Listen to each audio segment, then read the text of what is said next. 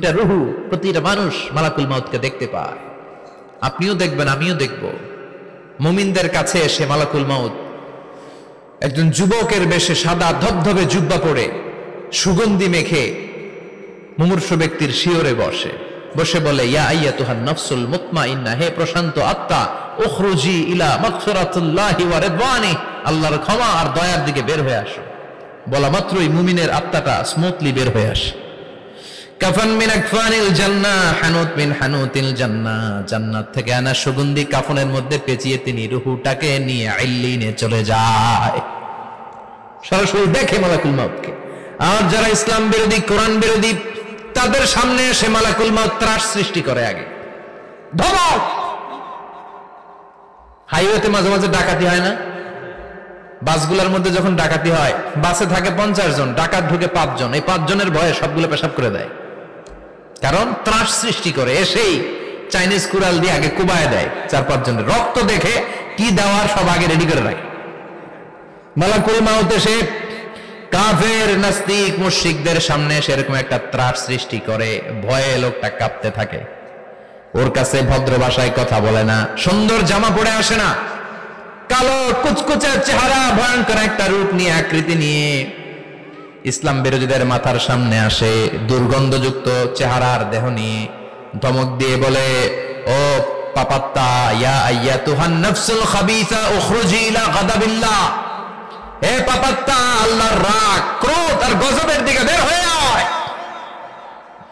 মুমিনের আত্মা বলার সাথে সাথে যেমনি মুমিনের দেহ থেকে বের হয়ে জান্নাতি কাফনের ভেতরে ঢুকে, কাফেরদের আত্মাও কি এরকম তাড়াতাড়ি বেরোতে চায় নাকি?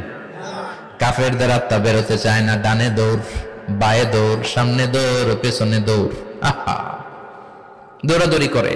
মালাকুল মাউত এটাকে টেনে হিচড়ে, একটা জীবিত ছাগলকে জবাই না করে তার চামড়া উল্টার দিকে টেনে হিচড়ে বের করলে ছাগলটা যত কষ্ট পায়, এর চেয়ে কমসে কম 70 গুণ বেশি কষ্ট দিয়ে কাফের, মুশরিক আর গাদ্দারদের রূহ কবজ করা হয়। আল্লাহ, এই পরিস্থিতি থেকে তুমি আমাদের বাঁচাও। মুমিনদের রূহ যেমনি কবজ হয়, ওইভাবে রূহ কবজের ব্যবস্থা করে দিও। ঈমানের মৃত্যু নসিব করে দিও, শাহীদি মৃত্যু নসিব করে দিও। আমাকে শহীদ করে সেই মিছিলে শামিল করে নিও, যে মিছিলের নেতা মীর হামজা, খোবায়েবে খাব্বাব, আল্লাহর কাছে ছিল অতি প্রিয়, শামিল করে নিও। আমাকে শহীদ করে সেই মিছিলে শামিল করে নিও। পড়েন আমিন। আর জোরে পড়েন আমিন। তার মানে বিমান দুর্ঘটনায় হোক, কিংবা লঞ্চ ডুবিতে হোক, কিংবা আগুনে পড়ে হোক, কিংবা আত্মঘাতী হামলায় হোক, যে যেখানেই মারা যায়, কবরের 3টা প্রশ্ন তার জন্য আছে না নাই? ইসলাম বিরোধীদের জন্য প্রশ্ন 3টা, আপনারা যারা মুমিন তাদের জন্য 4টা, আপনাদের জন্য একটা বেশি। আলহামদুলিল্লাহ কোন? কবরে এসে প্রথম প্রশ্ন করবে মুনকার নাকির যখন চলে আসবে, 40 কদম যখন আত্মীয় স্বজনরা লাশটাকে কবরের মধ্যে দিয়ে 40 কদম চলে যায়, তখনই ফেরেশতা চলে আসে। আহা, শেষ, সব শেষ। এসেই পরীক্ষা শুরু। মার রব্বুক, তোর রবের নাম কি? চিল্লায় বলেন, আমাদের রবের নাম কি? আমরা বলবো রব্বি আল্লাহ, আল্লাহ আমারে রব। দমে দমে তনু মনে তারি অনুভব। পড়েন, আল্লাহ আমারে রব। তোমার দুনিয়াতে আমি যেদিকে তাকাই, অথই নিয়ামতে ডুবে আছি সবাই। পাখপাখালির গানে শুনি তসবিহ কলো রব, তসবিহ কলো রব, আল্লাহ আমারে রব। প্রথম প্রশ্ন, তোমার রব কে? আমরা বলবো আমাদের রব আল্লাহ। দ্বিতীয় প্রশ্ন, ওমা দীনু, তোমার ধর্মের নাম কি? আমরা কি বলবো? তৃতীয় প্রশ্ন, বিশ্বনবীর চেহারা দেখিয়ে বলা হবে আতারিফু হাদার রাজুল, এই লোকটারে চিনো নাকি? আমরা বলবো চিনি, আমাদের প্রাণের নবী, ঠিক কিনা? চাঁদের চেয়ে সুন্দর তুমি নবী আমার কমলিহিওয়ালা, দু জাহানের বাদশাহ তুমি প্যারা নবী সাল্লে আলা, চাঁদের চেয়ে সুন্দর তুমি নবী আমার কমলিহিওয়ালা, ঠিক কিনা? তিনটা প্রশ্নের যথাযথ উত্তর যখন দিয়ে দিলেন, আপনার জন্য অতিরিক্ত আরেকটা প্রশ্ন করা হবে, ওয়ামা ইলমুক, তোমার নলেজ কি? তিনটা প্রশ্নের উত্তর যে তুমি করতে পারলা, কিভাবে পারলা, কেমনে জানলা? নকল করে বলছো নাকি জেনে বুঝে আসছো? নকল হয় না? এখন তো পরীক্ষা চলতেছে বোধহয়। কি পরীক্ষা? এসএসসি পরীক্ষা। নকল হয়? কৃষ্ণপুরে নকল নাই না? এখন মনে হয় এগুলো একটু কমছে। একটা সময় ছিল অনেক নকল হইতো। পাঞ্জাবের ভিতরে নকল, পকেটে নকল, টুপির ভিতরে নকল, মৌজার ভিতরেও নকল। এমনকি মেয়েরাও নকল করে পরীক্ষার হলে আসে না নাই? স্কেলের মধ্যে লিখে নিয়ে যায়, হাতের মধ্যে লিখে নিয়ে যায়, ওড়নায় লিখে নিয়ে যায়, কাপড়ে লিখে নিয়ে যায়, আসে না নাই? ফেরেশতারা বলবে নকল করছো নাকি? কেমনে জানলা? তিনটা প্রশ্নের উত্তর তুমি কেমনে বললা? আল্লাহ তোমার রব, ইসলাম তোমার ধর্ম, এই লোকটা বিশ্বনবী, কেমনে চিনলা?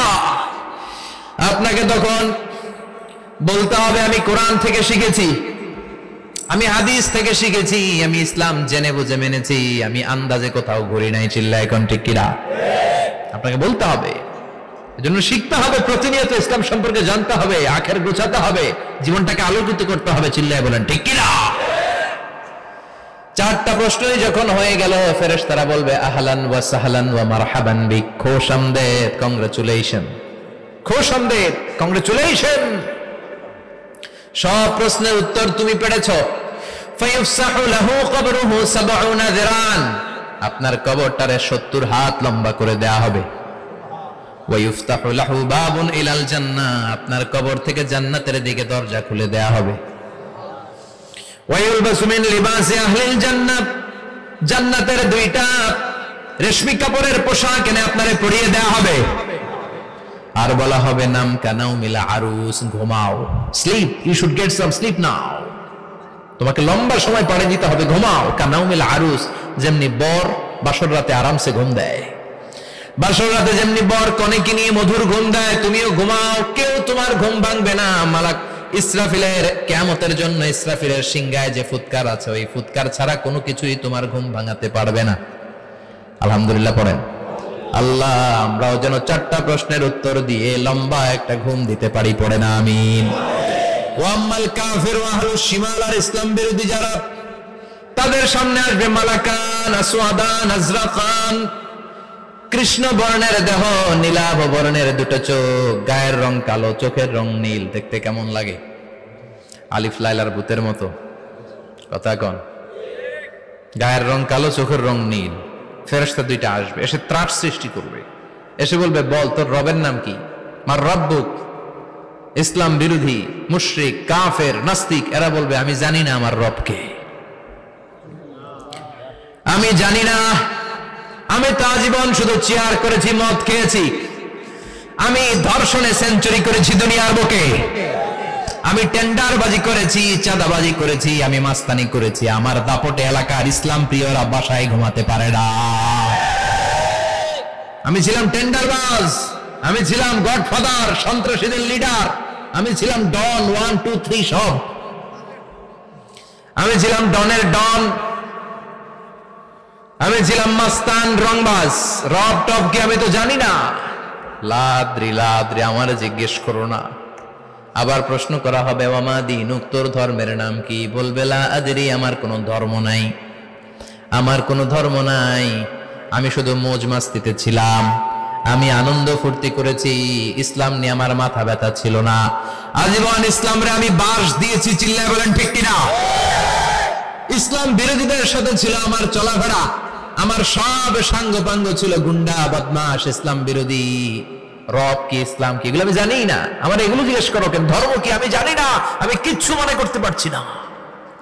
3 নম্বর প্রশ্ন করা হবে আতারিফু হাযার রাজুল, দেখো তো এই লোকটারে চিনো কিনা? কয় না, চিনি না, তবে মনে হয় এই লোকটারে দুনিয়ার বুকে আমি গালি দিতাম, এই লোকটার বিরোধিতা করতাম, ব্লগের মধ্যে এই লোকটার ব্যাপারে কুৎসা রটনা করতাম, এই লোকটার কার্টুন বানিয়ে আমি হিংসা ছড়িয়ে দিতাম, এই লোকটার ব্যাপারে আমি এলাকার মধ্যে অপপ্রচার চালাতাম।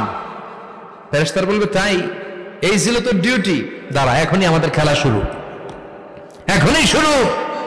ফায়ুতরাকু বিমাতারিক মিন হাদিদ, লোহার একটা হাতুড়ি দিয়ে মাথা থেকে পা পর্যন্ত পিটানো হবে, পিটিয়ে ওর গোশতের হাড্ডিগুলোকে থেতলে ফেলা হবে। ওয়ায়ুকালু লিল আরদি ইলতাইমি, কবরের দুই পাশের মাটিরে বলা হবে এবার দুই দিক থেকে তোরা চাপ দে।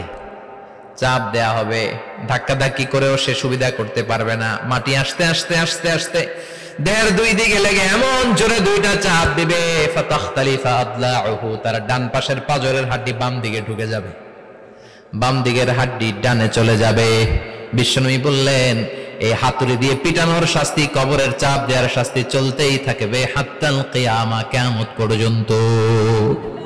আল্লাহ কবরের শাস্তি থেকে আমাদের বাঁচাও। আমরা এই আযাব পেতে চাই না, আমরা যেন ঠিকভাবে কবরের 4টা প্রশ্নের উত্তর করে দিয়ে লম্বা ঘুম দিতে পারি। আল্লাহ তুমি তৌফিক দাও।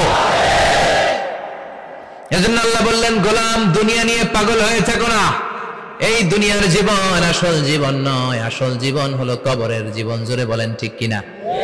এই জন্য মাঝে মাঝে কবরে যাবেন, কবরস্থানে দাঁড়িয়ে চিন্তা করবেন এই জায়গায় আমারও আসতে হবে। দিন যাবে, রাত আসবে, বৃষ্টি হবে, শীত আসবে, কেউ আমার দেখতে আসবে না।